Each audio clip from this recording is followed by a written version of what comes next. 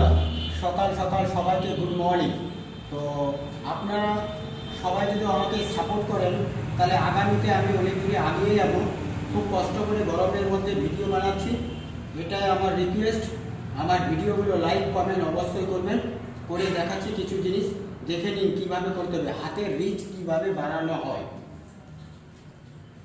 1 2 3 4 5 6 7 8 9 10 1 2 3 4 5 6 7 8 9 10 1 2 3 4 5 6 7 8 9 10.